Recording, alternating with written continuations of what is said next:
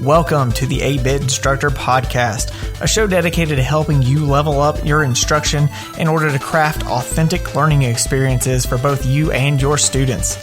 I'm your host, Lee Tucker, a high school English teacher and ed tech enthusiast, and I want to join you on your journey to becoming the best instructor that you possibly can. So if you're ready, grab your adventuring gear and let's get going.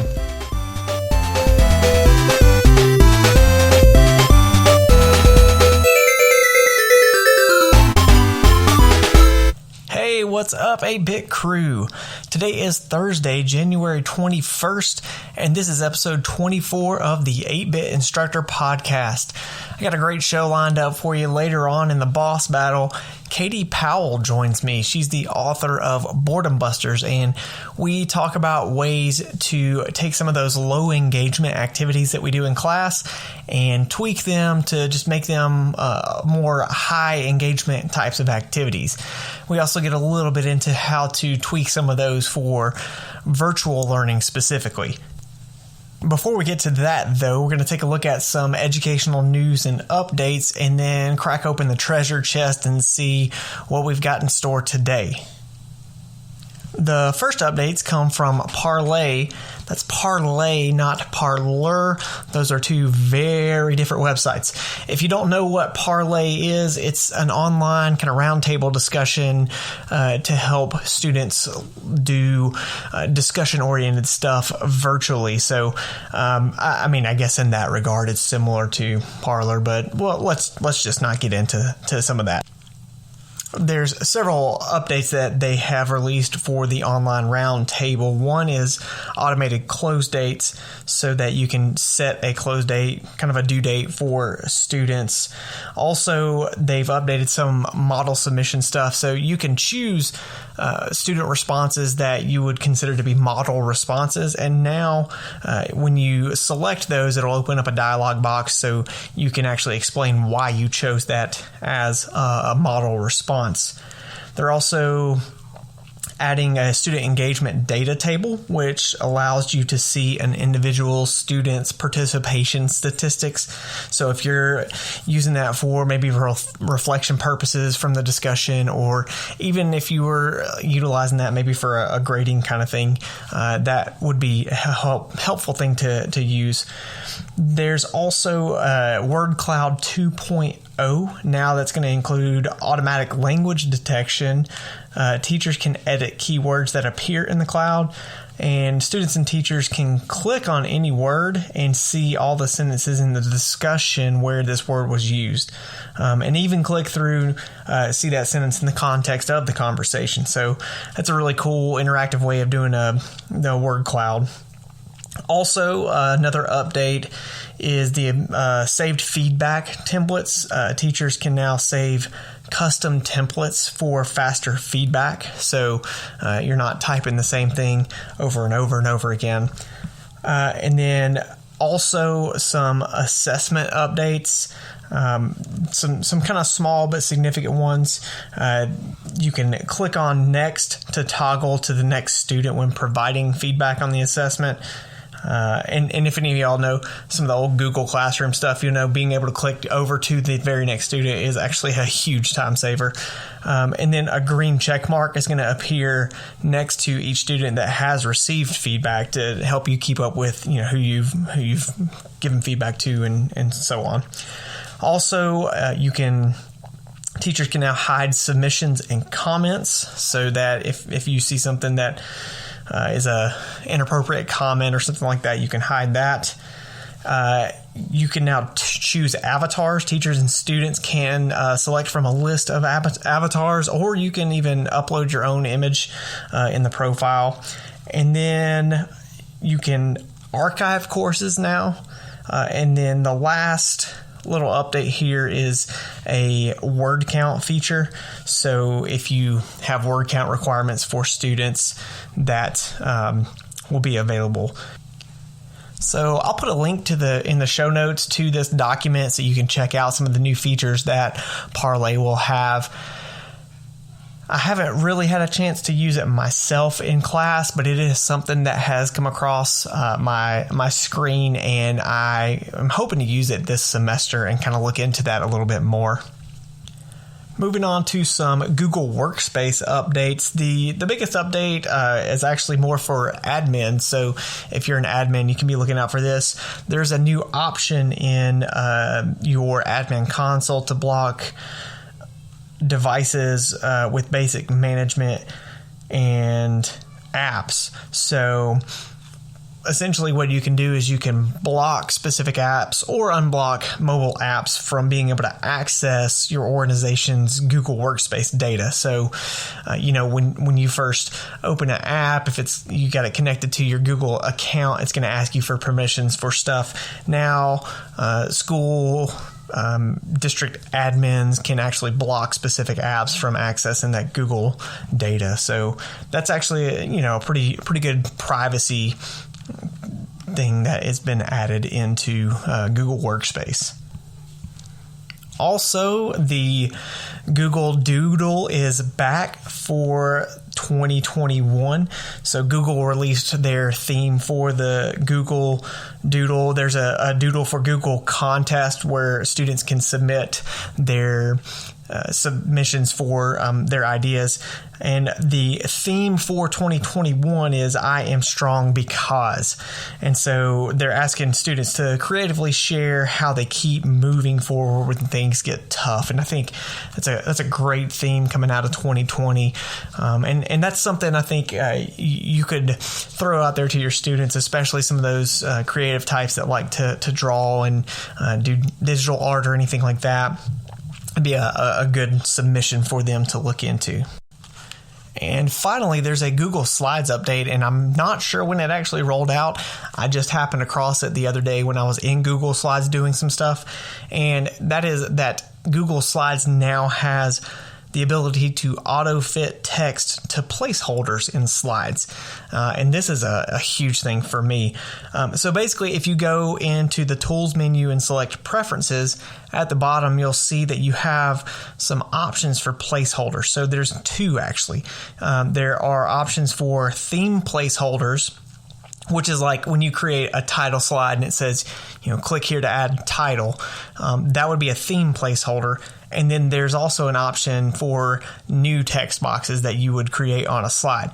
And basically what you can do, there are two different options. One is you can set it to shrink the text. So let's say, for example, you have a title slide and you're using one of those theme placeholders for a title. If you are typing something to the title and you go past the text box limits, it does it on another line. It looks really bad. Now that should automatically shrink if you select that option. The other option that you have is that you can resize the shape if you go beyond the limits. So if you maybe create a new text box and you just kind of drag it and create it really quick and then type a bunch of stuff on there, it will automatically expand the shape of that text box as you continue to type in there. So those are that's a really great update. I love it. I get so tired so many times of having to go back and change the size of a font and figure out what the right size is. So that's definitely going to be a time saver for me. Hopefully it's something that you'll be able to utilize as well as you move forward. So that will take care of news and updates for this week. Now let's open up the treasure chest and see what kind of wisdom we have inside. All right, so today's treasure chest tip is something that I honestly kind of feel stupid not ever having realized before, but this is something I learned in one of Tony Vincent's workshops at Georgia EdTech Convention, and that is a simple little button that's in Google Slides and Google Drawings, and that is the Paint Format button. So first of all, where it is, if you look on the toolbar, it's next to the printer icon and it looks like a little paint roller. What this does is allows you to copy and paste the formatting of a shape or a text box into another one. And this has saved me so much time when I'm doing Google Slides. So if you've ever done this, when you click on a shape or whatever, it has the default kind of that blue with the thin gray outline. And usually I have to either select all the different ones or I have to do each one individually to change the fill color and the outline color, text, and all that kind of stuff. Now, instead, which has been around for years, I've just never seen it or noticed it. If you click on a shape and then click onto that paint button, the paint format button, it copies all of the formatting. Then when you click on something else, it will automatically change all of that to match that format. So that is a really just a cool little tip that I got from Tony Vincent.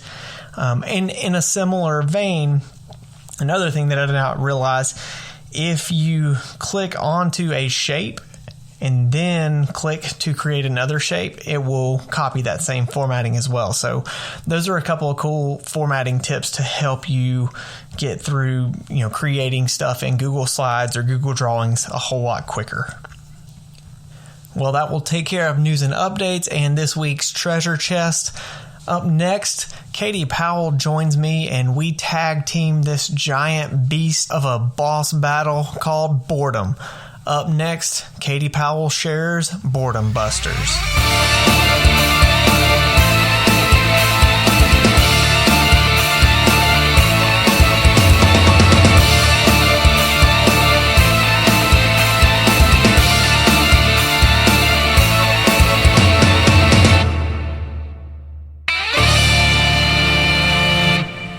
All right, folks, today I have a guest with me. I've got Katie Powell, who is a 6th grade ELA teacher from Indiana, and she's also the author of Boredom Busters, Transform Worksheets, Lectures, and Grading into Engaging, Meaningful Learning Experience. Katie, thanks for being on. Thanks for having me.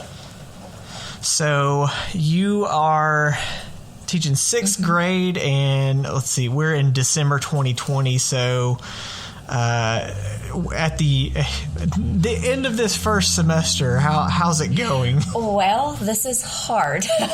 I can still say I love my job and I'm glad to be doing what I'm doing, but this is hard. This is definitely the hardest professional year I've ever had. This is a year that makes veteran teachers feel like they haven't the slightest idea what they're doing. You feel like you get one victory and 7 defeats every day. So we're plugging along, but this has been a challenge. Yeah, I think we're all first-year teachers this year. Man, if I weren't working with some of the best people on the face of the planet, I don't think I'd be making it this year, sincerely. I mean, I am leaning on the shoulders of my colleagues to get through. Right. So, all right, well then let's do a little fun thing to get started with this. So, pick your poison here. Would you rather, and at this point in the semester, this might be an interesting question, would you rather be alone for the rest of your life or always be surrounded by annoying people? There are moments where I definitely pick the alone, but no, that wouldn't work long term. I'd miss my people, and my family members might fall under the category of annoying from time to time. So I think we'll surround ourselves with annoying people, I think. But maybe just so long as I can, I don't know, put the earbuds in and listen to The Office from time to time or something to give myself a little bit of peace, we'll make it work. Right. Nice. And then the other, I always love connecting with people with games and stuff like that. So I always like to ask people what's their favorite game. So what's your favorite game that you like to kind of just, I don't know, veg out on? Well, my kids are avid gamers, and if they talk me into gaming with them, it's going to be Super Smash Bros. Old school, played that a lot in high school and college, on the old N64, and now they're, Nintendo Switch kids, so they can talk me into Smash Bros every now and then. I'm a button masher, so I can do the Falcon Punch and just keep punching so no one can touch me. It's all I know how to do. And we call the move where you fall off the map without touching anyone the mom. I'm very, very good at that. But then we also have a game we love to play as an extended family when we get together, One Night Ultimate Werewolf. Super cool game. It's a lot like Mafia. You get these little roles, but then they all switch during the game, and you don't necessarily know if the role you currently have is what you started with. And it runs through an app that like guides you through everything, so you don't have to memorize all the rules. And it is super engaging and fun. And each round is like 5 to 10 minutes, so you're not invested in a really long, gameplay like some games really require. So it's a lot of fun, kind of an all ages fun party game. Nice. I definitely feel you on Smash Brothers too. I spent an embarrassing number of hours playing that in college. Yeah, that was definitely a favorite. I can remember road trips to people's houses to go play Smash Bros over the weekends, and it's good fun. Yeah. So fun fact: Katie and I went to college together actually, and we're in some classes together, not education classes, ironically enough. Right. Because I did not do that the first time around. Right, you took a more creative path to teaching. Yes, that's we'll call it that. So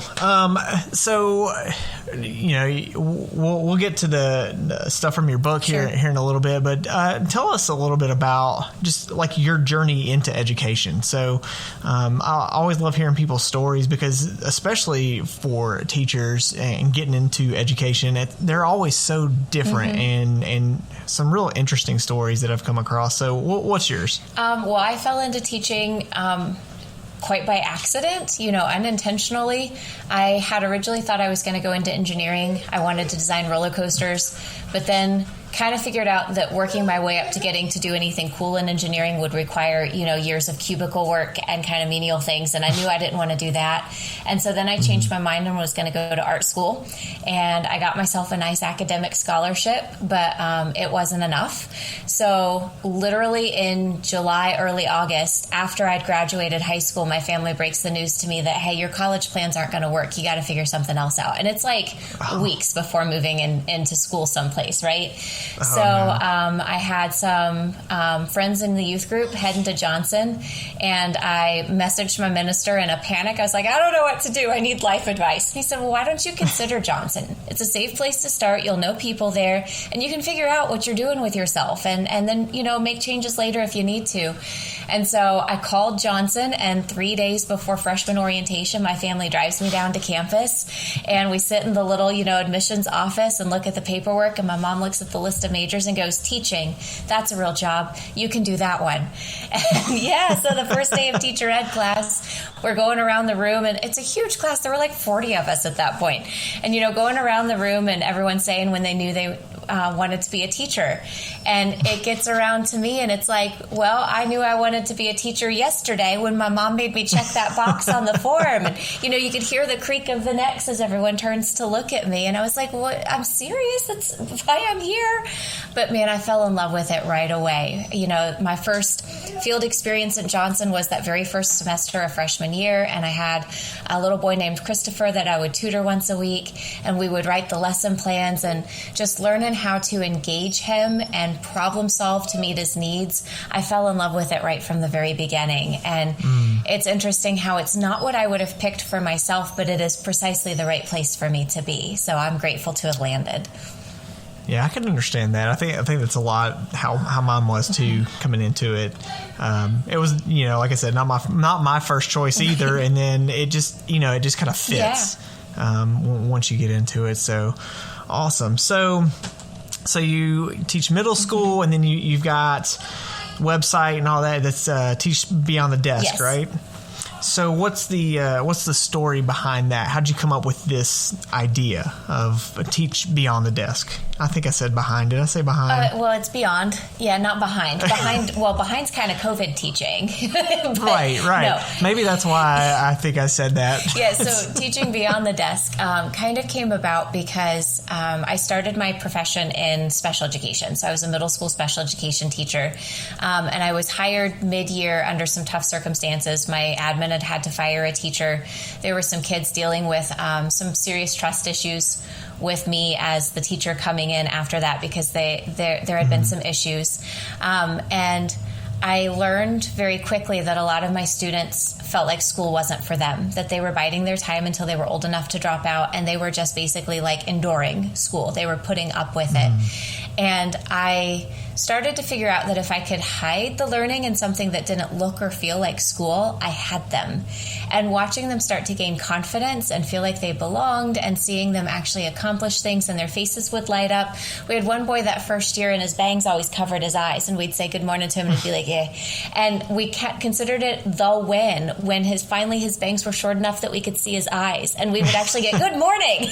So, there were these measures of what it took to make learning work for kids that weren't finding success in traditional school, the sit in your desk, do this paper, open this textbook, whatever. And it worked very, very well. And fast forward several years to the Association for Middle Level Education had a call for proposals to present at their big annual conference. And I saw the email come through and I opened it up and I was like, but I'm not one of those people. I'm just a classroom teacher. You know what I mean? Right. And so I kept the email open on my desktop for like a whole week. And at the end of the day, I'd close my computer down and I'd see it and be like, oh yeah, that. And okay, I can't close it yet. So I kept it open. And then finally at the end of the week, I was like, what's the worst that can happen? I submit a proposal and they reject me, then nothing has changed. So I'm going to try. And what I decided to do was to try to communicate some of what had worked to reach my struggling students in a way that it would work for other teachers, not just in my classroom setting, not just to my students, but how can we kind of zoom out and find some universals that are going to work in pretty much any setting. And that's really where the ideas behind Teach Beyond the Desk came from. I was also looking for leverage points. What are the things we lean on heavily as instructors that are points of low engagement for our students? And you look at things like worksheets, lecturing, going over homework. These are things we naturally do that aren't necessarily engaging for our students. So that really became my area of focus. Okay. And then that's where the whole idea of Boredom Busters came from, right? Yes. So tell me a little bit about like the book and the concept behind, busting worksheets and all of that. Well, I wanted to basically help fill the toolboxes, for teachers and educators. It's not about prescribing a way to teach. It's not about trying to teach like me. In fact, early in my attempts to kind of package up what I was doing, I kind of had the mindset of, well, you should just teach like me. And that failed miserably because, we're so diverse as educators, and our individuality is really one of the things that makes the field of education so great. And anytime a message comes along that says, this is the way you should teach, it makes me very uncomfortable because there should be lots of different ways to teach and to teach well, because we are very diverse as teaching staff and we have all of our own experiences and creativities, and that should be honored and celebrated in education. So the idea behind Boredom Busters was, how can I equip educators with some really immediately deployable activities that'll work in any classroom setting, any content area that they can adapt and tweak and change to make totally their own, that will help take some of that burden off their shoulders. When you're lesson planning and your Monday looks awesome, you hope your admin come in for your surprise eval that day. And Tuesday's still pretty good, and now that we're teaching over Zoom, if a parent's in the background, you're like, hey, it's still a good lesson. But you get to Thursday and your lesson plan's like page 137. I call that the Thursday problem. And so my strategies are meant to be, tools to address the Thursday problem. When you've used your best, what do you fall back on that's still going to be meaningful but easy for you? You're not going to have to buy something or go make something, that you have something that's meaningful and deep and engaging that you can use on the fly with very little extra preparation to help with the Thursday problem. All right. Yeah. Right.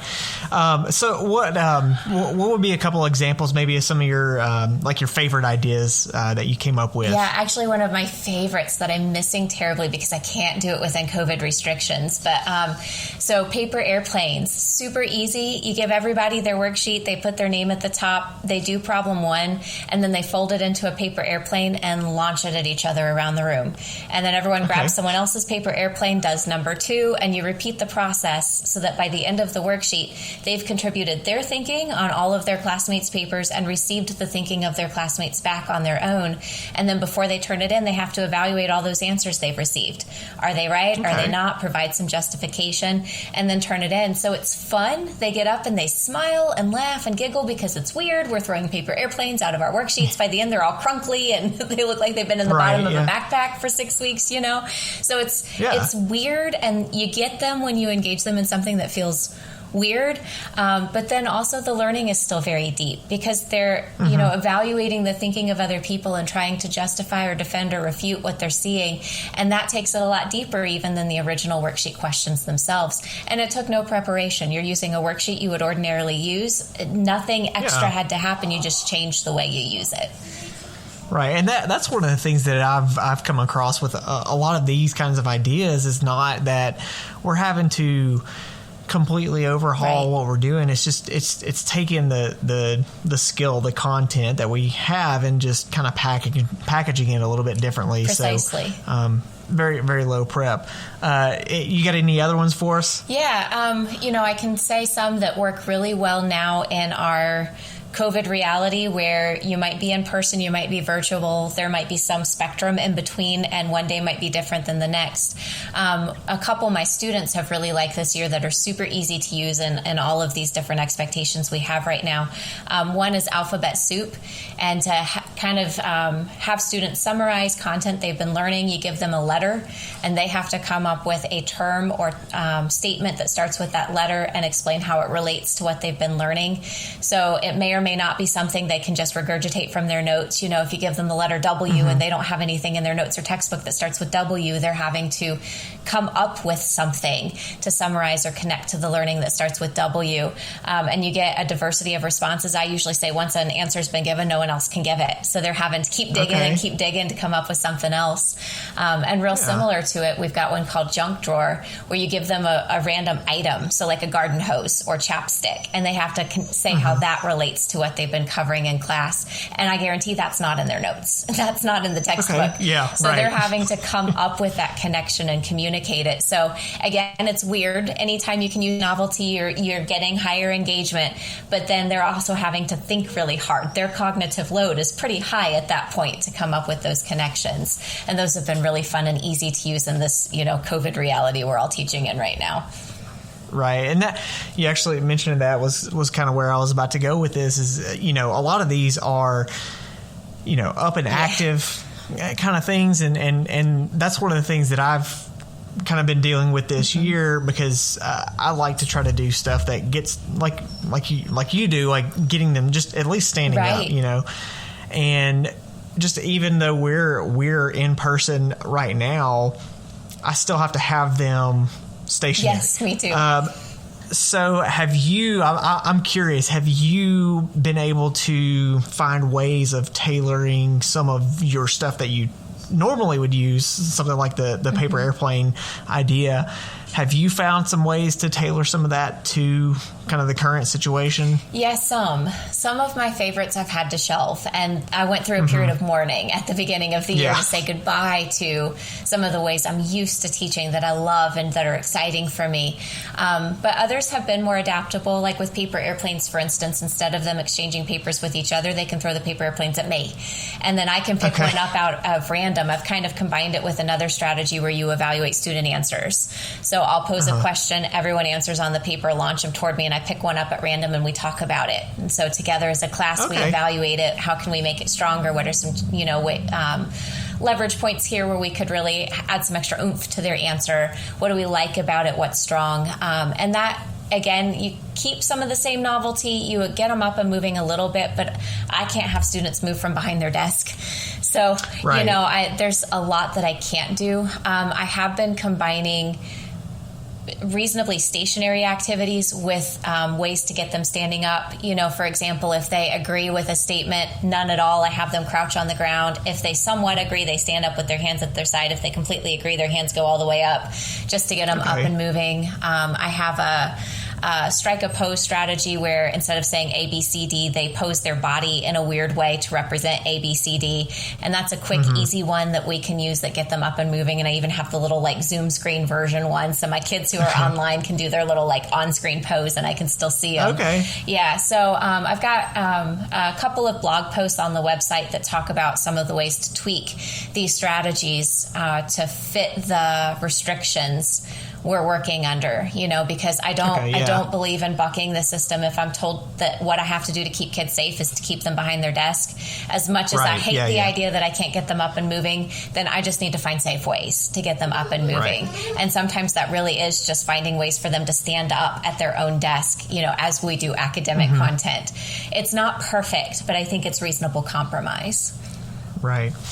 Cool. So you said you had some of these resources online, right? Yeah. So if anybody's looking for that, where could they find that? So on the website, teachbeyondthedesk.com, if they go to the blog, then I have a whole lot of up-to-date posts of just making things work in the COVID reality. I have suggestions about what tech tools are really helpful for me right now. I have a post that I put together when we were hybrid about making the hybrid reality work and my experiences with it.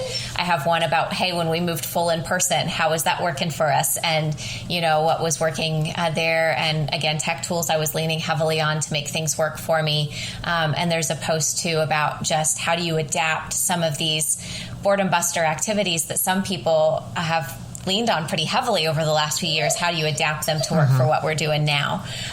So I went through each of the categories, the worksheet busters, the lecture busters, the homework busters, to try to offer some ideas for how to make that work. All right, and I'll definitely have the links to that in the show notes. And then where else can people find your stuff online? Well, I'm pretty active on Twitter, so I'm beyond _the_desk.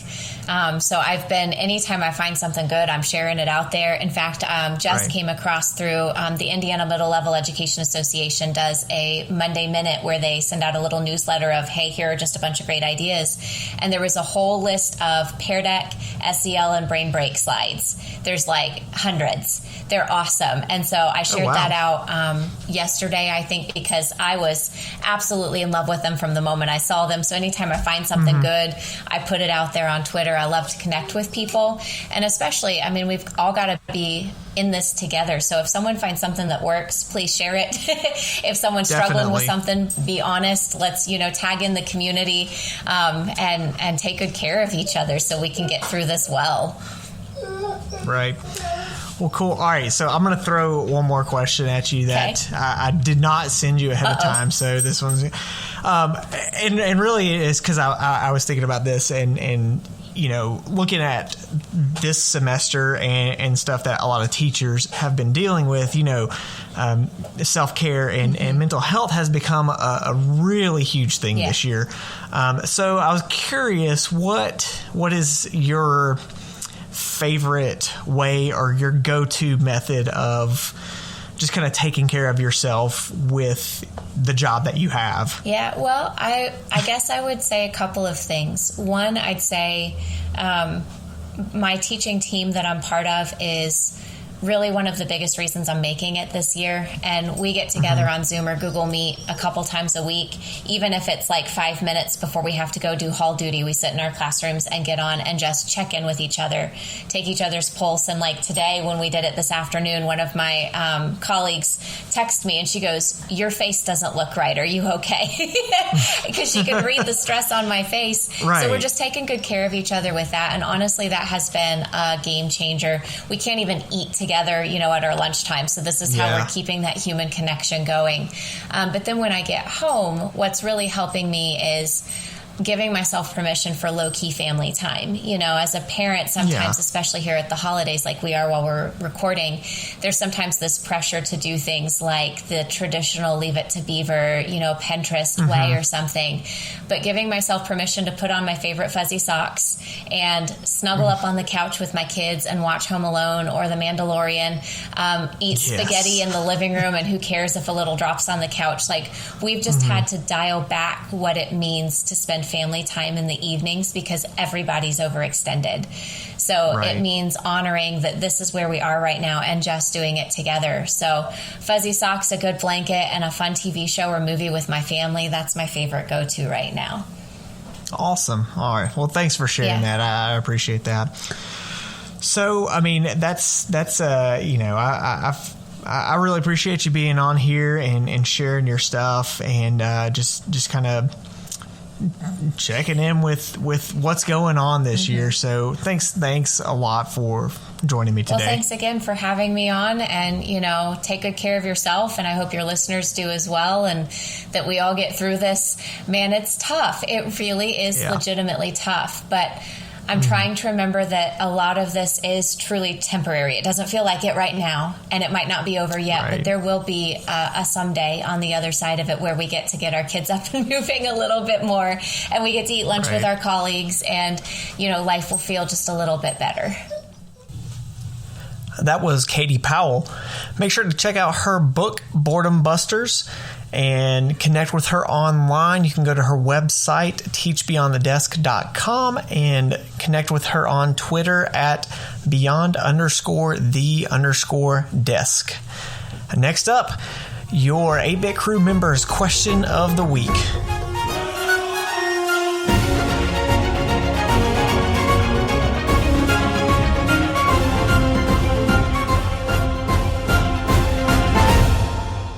All right, 8-Bit Crew, here's your opportunity to become a part of the 8-Bit Instructor podcast.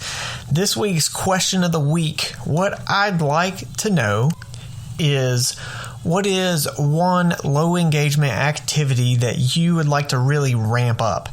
So for me, my first thought actually was not an assignment kind of thing. It was more of announcements, information, directions, and all that. I've always noticed that whenever I try to give my students like a quick announcement or some tips on how to do something, that tends to be the lowest part of the engagement process. And so I guess it would be kind of similar to what Katie talked about with lectures. I would put it in the same category as a lecture, where it's just me talking to the whole class. And so I'd like to find some ways to make that a little bit more engaging, to ensure that I got a lot more student attention so that they're not missing information.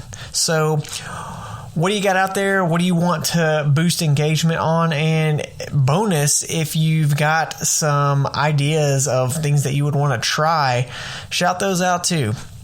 You can tag me on Twitter at Comic Socks and use the hashtag 8BitCrew, or you can post longer responses on the episode page at 8bitinstructor.com. Many thanks to Katie Powell for joining me today on the show. Make sure to connect with her online. She puts a lot of great content out there. Well, that will wrap up this week's episode. And keep getting out there, keep giving it your all, doing your best. I'm proud of what all you are doing this year in the circumstances that we have.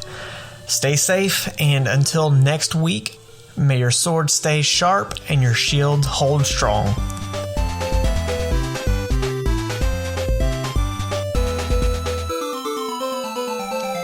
Thanks so much for listening. Be sure to subscribe wherever you get your podcasts, and check out the 8-Bit Instructor YouTube channel for EdTech tips and tutorials, as well as other content on my website, 8bitinstructor.com.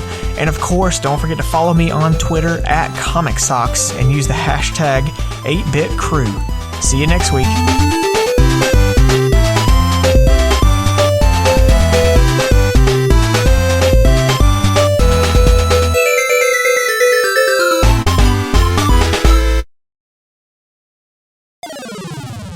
Katie Powell joins me, and we team tag team.